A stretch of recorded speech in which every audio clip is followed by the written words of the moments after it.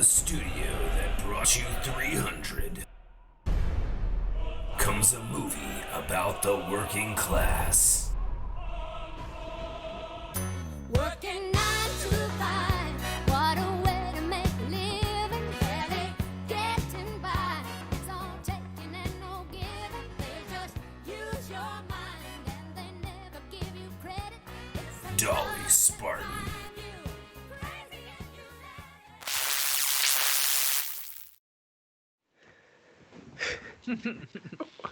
And we are back. Thank you for, hope you guys enjoyed a little bit of Dolly Spartan there. Working 9 to 5. We played way too much of that song. It's totally gonna get taken down. I think you could have got away with like a few, like maybe a little bit, but you got way too far into it. I don't know. Yeah. We'll see. We'll see. We'll see. Fingers crossed. Fingers crossed. Fingers crossed. Let's Right. hope they don't take us down for it, but we'll see.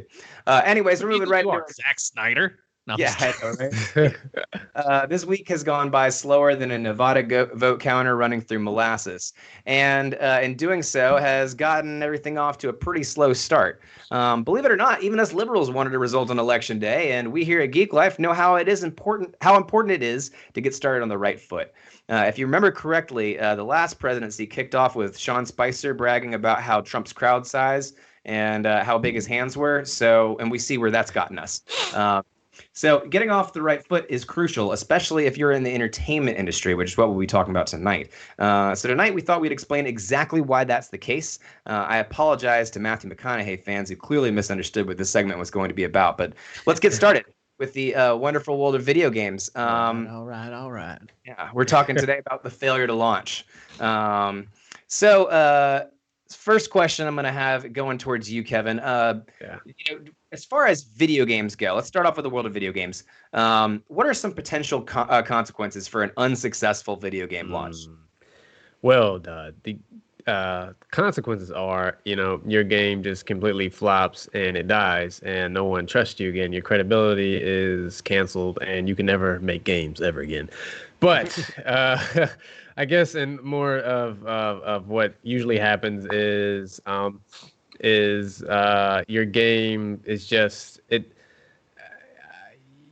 well, I guess everything I just said was true. For instance, like examples like Mass Effect Andromeda, Anthem, Destiny, and a litany of Ubisoft titles, The Last Guardian, even Pokemon Go. They survived though, but those are games that, if I'll start with Mass Effect, that was a game that wasn't done.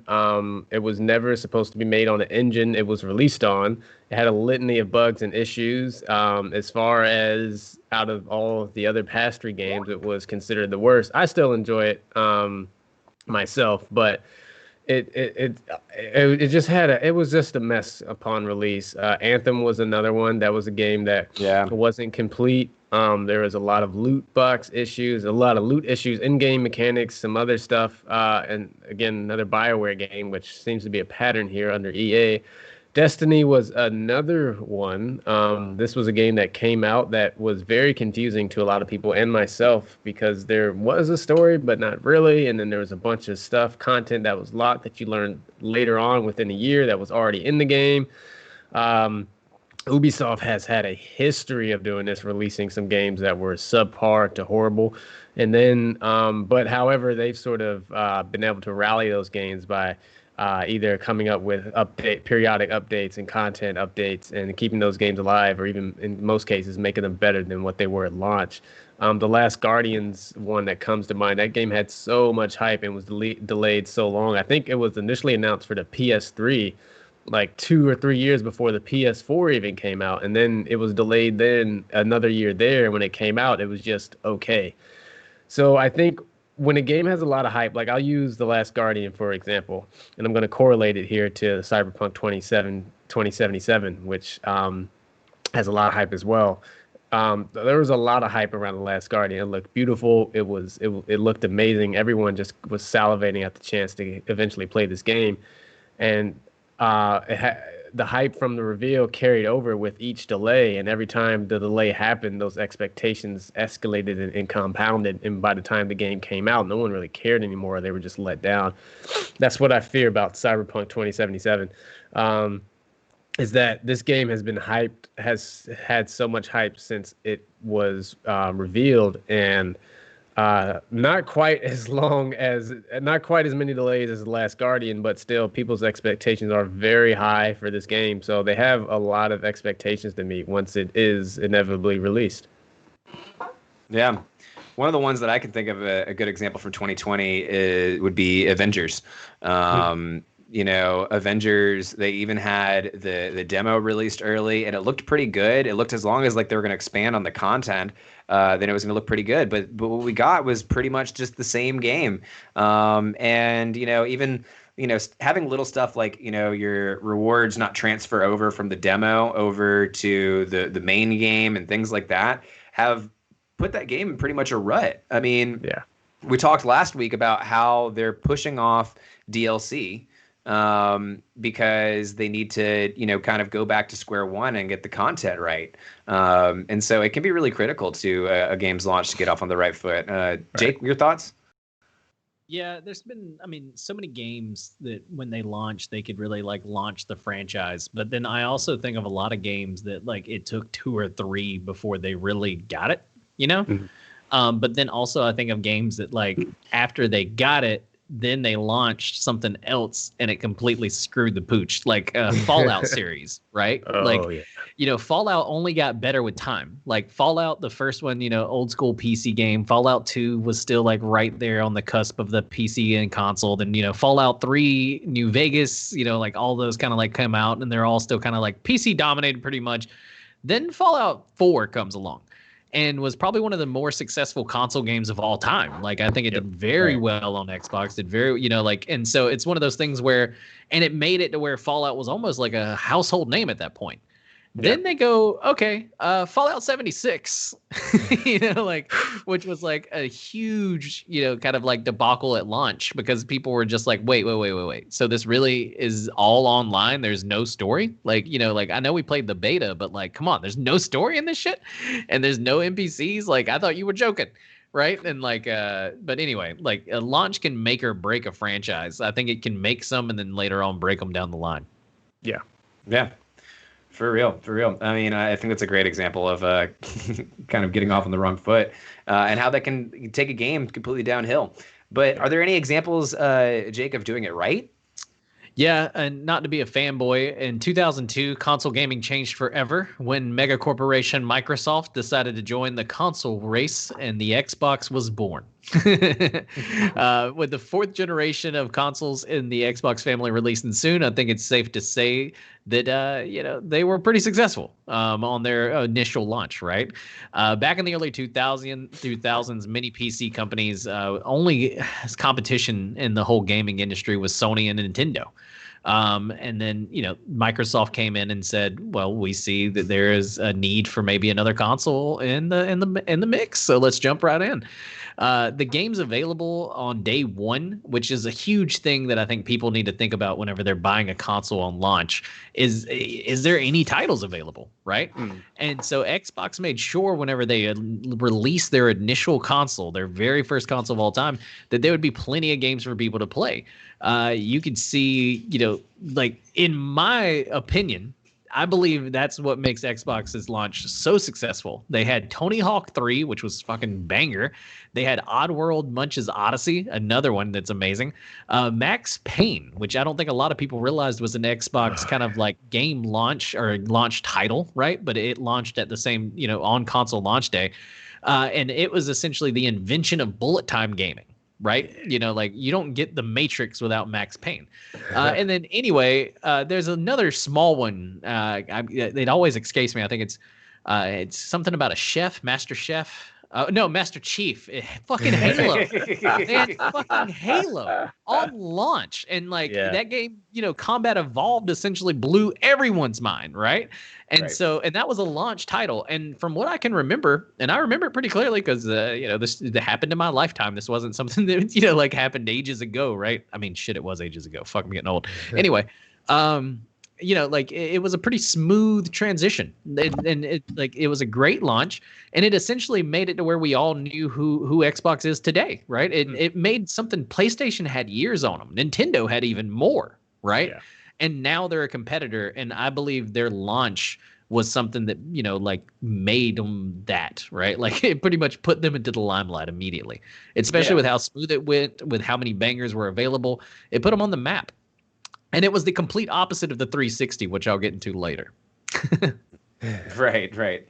But outside of the world of video games, especially with everything going on with COVID now, COVID has gotten a lot of productions off to the wrong foot, especially in the world of TV and movies. Production delays have become incredibly common for movies that were set to begin before COVID hit or were already filming, just like Jurassic World, like we talked about earlier.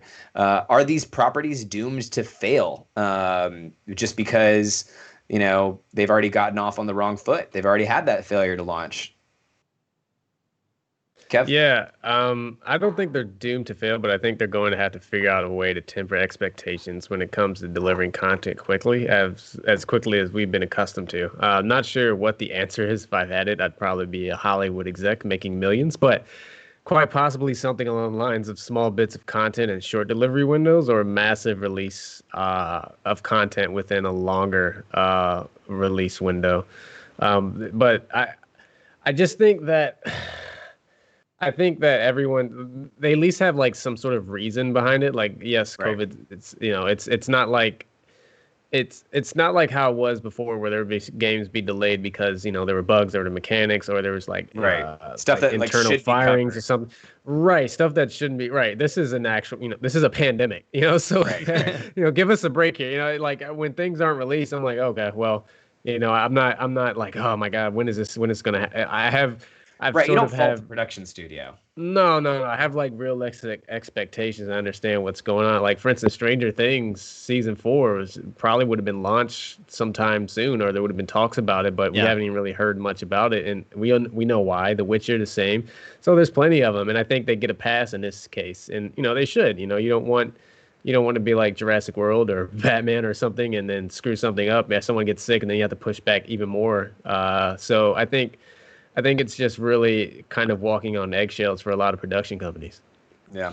What about the properties that are kind of, we're kind of caught in the middle of it, like Batman and Jurassic World? Jake, do you think those are doomed to fail?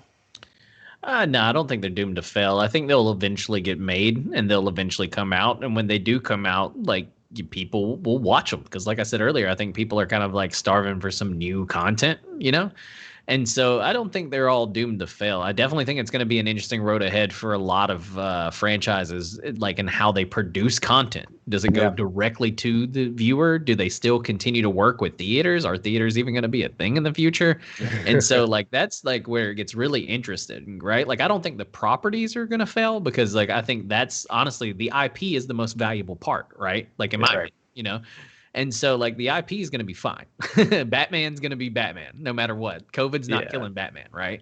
Unless, something really big does happen, the global economy. If it fell, then none of this matters, right? But if we do, get a vaccine, everything goes back to normal, all that shit's cool, right? Within the next year or so. Or if the Republicans were right and Joe Biden won, and then, COVID just magically disappears. Yeah. That's still a possibility too, right? And so if that happens, then people are definitely going to want to go see Batman in theaters in a couple months, And so I think the IPs will be fine. Theaters and other stuff, that's where we should be worried. Yeah, I think that one of the things that you really got to be concerned with here is, what we were talking about earlier with Jurassic World, and the cost of doing this ongoing, I think, is going to be enormous. And that has nothing to do with how pretty the dinosaurs look. That has nothing to do with how many explosions happens in the Batman movie. That has to do with making sure your staff is safe. Now, midnight premieres may be dead, which is sad to think about. I went and saw Dark Knight at midnight, and I think I may have went and saw it back to back. So I think I may have saw it 1 o'clock in the morning, and then midnight, and then again at 2 o'clock in the morning, because it was one of those that I remember it. That was when we were in college, and when that came out, and I remember going to the midnight release there too. We were probably at the same theater. I mean, it's crazy. Tuscaloosa. There was plenty, I went to plenty of midnight showings of new releases, and it's so crazy to think that may not be a thing anymore, because those things were always hella packed, you know. Yeah, we used to do the same thing, and then we'd be out, like, get home at like 3 o'clock in the morning because we'd hang out for an hour afterwards in the parking lot, just talk about the movie. Yeah. Right. But like, my thing is, I just thought of like an idea. What if they did like an exclusive virtual screening? Not necessarily exclusive, but sell it in a way of like movie tickets where you can only get like they allot a certain amount of access code per like region or something. Where it's like, you know how like the NBA did Almost it do with the their Netflix virtual viewing fan. party. Right, Yeah. right, or something like that to sort of incentivize people to want. Because I think people will buy things if they know there's like if there's a set quantity. Right? Hollywood So execs, are you listening? Right. Yeah. They Maybe I are. should- They're tuning in. right. Get me on the call me. No, but I just think like there has to be some sort of incentive for fans to like, because the theater thing, like it just doesn't make sense anymore. I don't think it's gonna. I think it's dead. I think it's over. I think movie theaters are the next blockbuster. Yeah. So you have to have like some sort, and they were already dying already because people weren't just going to movies in general. Like the last movie I seen even before the pandemic started, I think. Well, I saw Star Wars, but even before that was, I think, Endgame.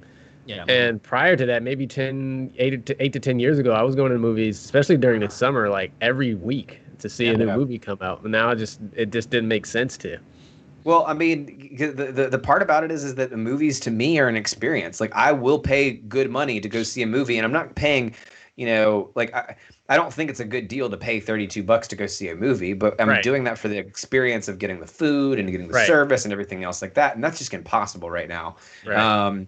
And so like there may be a difference between like the kind of consumer that I am versus the kind of consumer that you are, Kev, when it comes to movies in general, right? Yeah. But in this environment, it doesn't matter. None of us are going to movies. No. Yeah. And so I think that there is something to be said about the experience being sold there, but you clearly can't sell that experience right now. Again, drive-ins are going to be the closest thing to being able to doing that safely in a COVID world, in my opinion.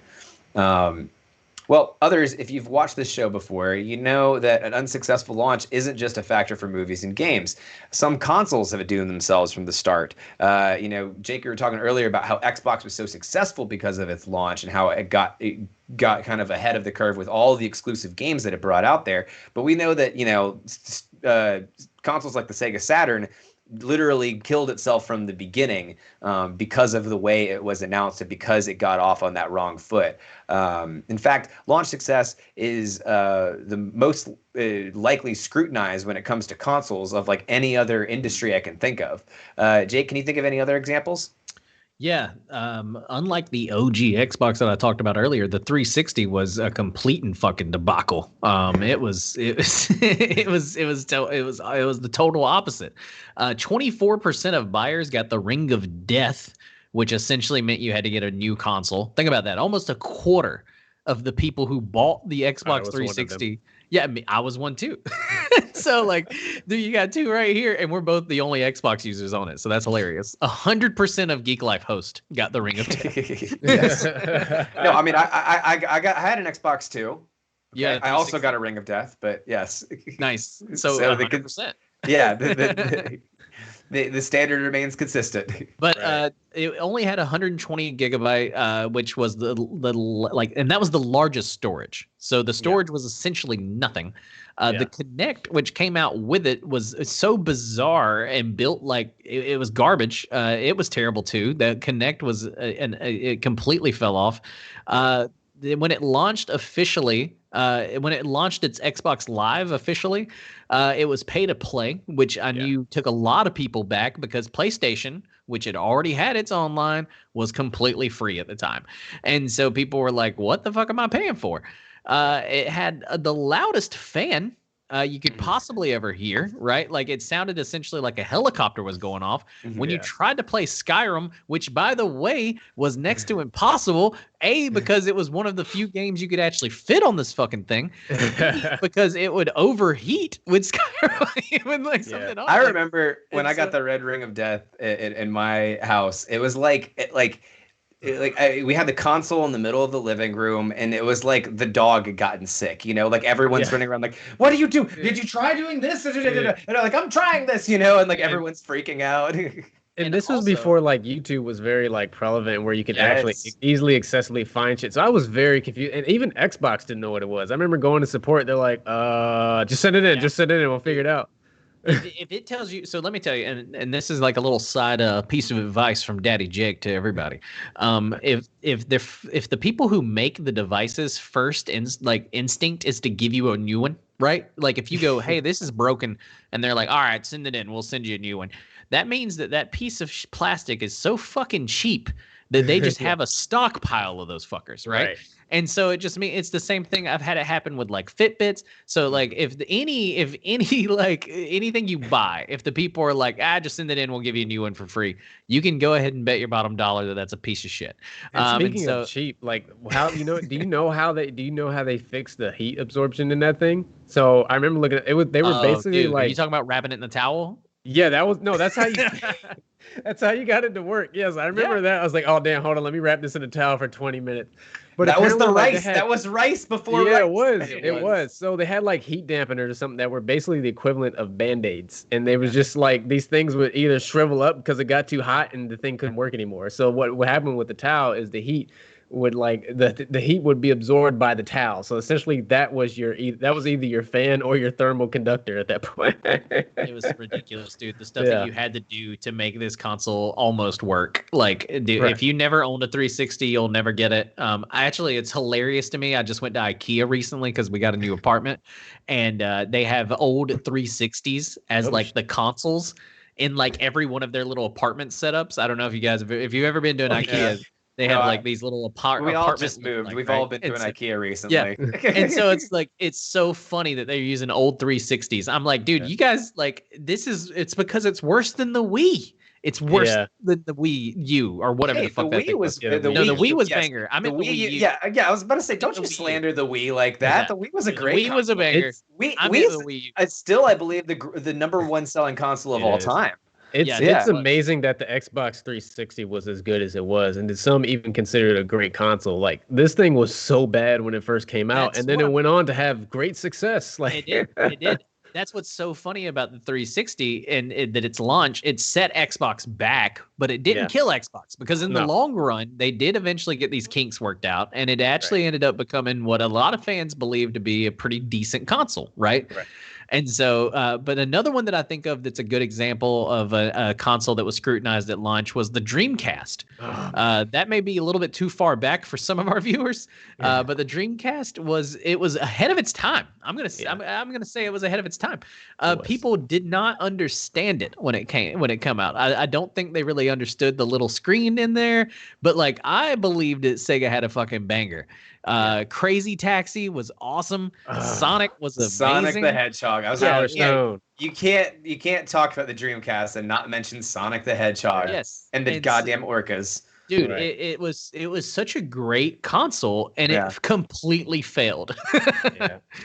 Yeah. Well, I remember I watched back when dating myself here, back on G4, they were doing like gaming documentaries or history of games, and they talked about the Dreamcast, and it launched at just the worst moment. Like there was nothing really wrong with the console. It just had the worst timing. It launched right when the N64 and the original PlayStation were still very prevalent and popular, but also like 2 years before their next systems were coming out, and also the Xbox was coming out. So it was in this weird place where it was like, it's not next gen, but it's like kind of surpassed the current generation. It was in this weird middle ground, and it was I loved it. Like I loved my Dreamcast. It launched a bunch of titles that I think either some still continue today, like the 2K series. Let's see, Power Stone was super fun. I loved that game, and then like you said, the Sonic games and Crazy Taxi. Like they had some great IPs at the time. Great launch titles, and I just never.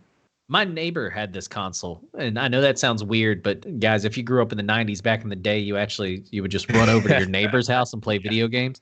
And like, I'm just kidding. Kids still do that. Old people like to pretend that kids don't, though.